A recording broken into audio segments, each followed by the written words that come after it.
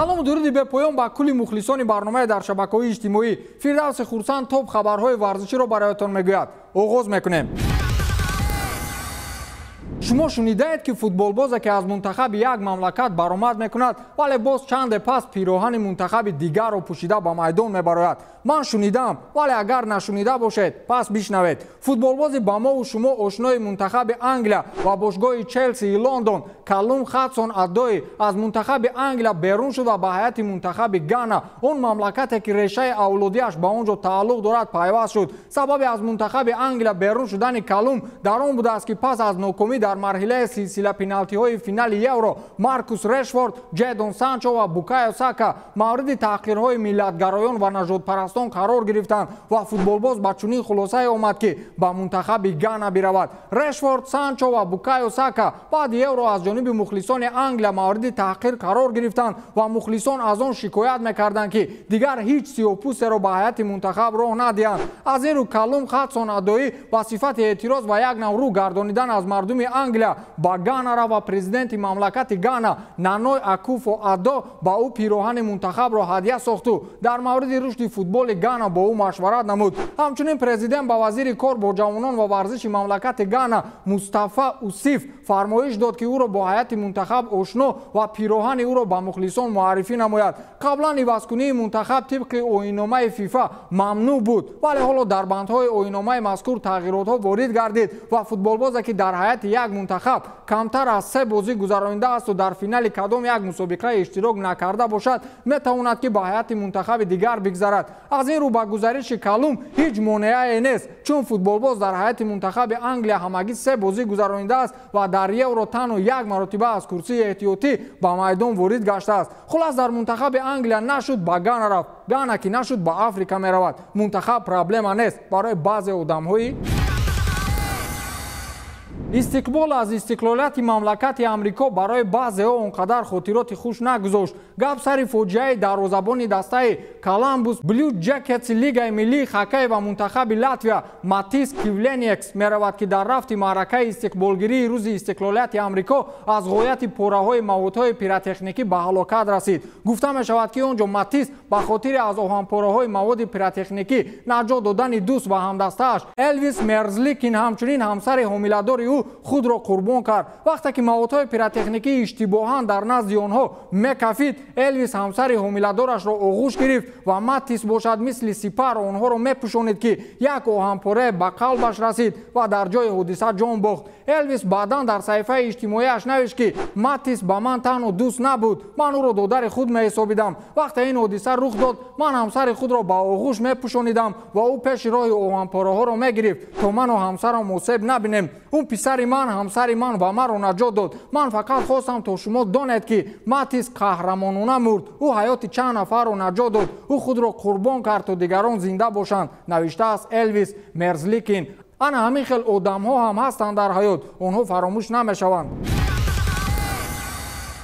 Лионел Месси ба мухлиси ашаддитаринаш ки ҳоли ҳозир 100-сола аст тавассути навори видеоӣ изҳори ташаккурӣ кард. ин марди 100-сола аз аввали ба майдони касбӣ баромаданҳои Месси ҳар як голи ӯро дар дафтар менависад ва ҳатто таъриху рӯзу вақти голзаниро сабт мекунад. то ҳол ягон голи Мессиро нодида ва нанавишта намондааст. ин марди аргентинӣ Эрнан ном дорад ва бо шарофати наберааш ҳамакнун аз футболбози дӯстдоштааш навори видеоӣ дорад ки махсус барои ӯ равон шудааст. набераи Эрнан навори хотираҳои бобояшро бо ҳамон дафтари сабти голҳои Месси ба саҳифаи TikTok ворид сохт ва пас аз чанд вақт ин навор миёни мухлисони футбол машҳур шуд ки ниҳоятан ба дасти Месси афтид. лео бошад баъди ғолиб омадан дар Копа Америка тавассути навор ба Эрнан миннатдории худро баён сохт ва гуфт ки салом Эрнан, таърихи мухлисии ту ба ман ҳам расид. ин бовар нокарданист ки шумо ҳар голи маро тамошо мекунеду дар дафтари хотиротатон сабт менамоед. ба ҳамин хотир мехоҳам бо шумо ошноӣ пайдо кунам ва ба оғӯш гираматон, гуфтааст Месси. баъзеҳотон худро мекушед ки мо мухлиси Месси ҳастем.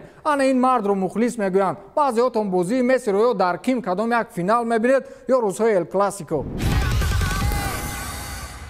яке аз беҳтарин футболбозони таърихи футбол ҳоли ҳозир миёни дуроҳаи интихоб боқӣ мондааст. гап сари Криштиану Роналду меравад. Голзани беҳтарини дунё дар дастаи Ювентус мондан намехоҳад. Албатта сабабҳо барои рафтанаш хеле зиёд аст. Як су баргашти Алегри ба тахти сармураббигӣ, сӯи дигар натиҷаҳои охири дастаи Туринӣ. Дар ҳошияи рафтанҳои сину соли португалӣ ва дар рақобат ба ҳадди як тӯпи тиллоӣ кам доштан аз рақиби асосияш Лионел Месси, барои Роналду лозим аст ки ба дастаи андак пурқувваттар гузариш намояд. Бе муҳобо ба чунин даста шомил шуда метавонад ПСЖ ки барои ин мақсад ба харҷи пулҳои ҳангуфт беҳтарин футболбозонро ҷамъоварӣ мекунад. Роналду бояд ба ПСЖ равад, вале мушкилии амалӣ нашудани ин гузариш Килиан Мбаппе мебошад ки гузаришаш ба Реал ҳеҷ амалӣ намешавад. Павел Недвед, муовини президенти бошгоҳи Ювентус, дар мавриди тарки даста намудани Криштиану Роналду ҳарф зад ва гуфт ки ҳеҷ касе аз атрофиёни Роналду ҳоло ба ман нагуфтааст ки Роналду азми рафтан дорад. Ман ӯро дар Ювентус интизор ҳастам. Мо интизорем ки ӯ рӯзи 25 июл аз рухсатӣ баргардад ва мо сари ин мавзӯъ ҳарф занем, гуфтааст Павел Недвед. Қаблан хабарҳо ҳам нашр гардида буд ки агенти Роналду Жорже Мендеш бо директори нави варзишии даста Федерико Керубини дар мавриди ояндаи Криштиану суҳбат мекунад. Хулас ҳама интизори аз рухсатӣ баргаштани Роналду ҳастанд. баъди 25 июл шояд шумо пуровозатарин хабари трансфериро мефаҳмед. пешрӯи сохтани лигаи нави футболӣ ва дохил намудани таҳаввулоти бузург дар таърихи футбол, яъне таъсиси Суперлига зидди яке аз асосгузорони лигаи мазкур Флорентино Перес хабару иқтибосҳои нав аз замонҳои кӯҳна нашр мешавад. фазои ороми футболиро ногаҳон пойгоҳи иттилоотии Эл Конфиденсиал пурталотум намуд. пойгоҳи мазкур як суҳбати аудиоӣ ё худ садои бо диктафон сабт шудаи соли 2012-ро бо Флорентино Перес расонаӣ кард. Перес он ҷо зидди ҳамаи футболбозони дастони Реал як нав ҷанг эълон намудааст. дар нашри он ҳафтаинаи пойгоҳи мазкур суханони Перес куллан зидди дарвозабони беҳтарини таърихи Реал Икер Касилиас ва футболбози беҳтарини он Раул равона шуда буд ки Перес онҳоро ба қаллобӣ ва фиребгарӣ муттаҳам мекард. акнун ин навбат суханони Перес зидди португалиҳои дастони таърихи Реал Криштиану Роналду ва Жозе Маурино равона мешавад. дар суҳбати аудиоии ин навбатинаи Перес чунин суханҳо садо медиҳад: Роналду девона аст ва мушкилиҳои равонӣ дорад.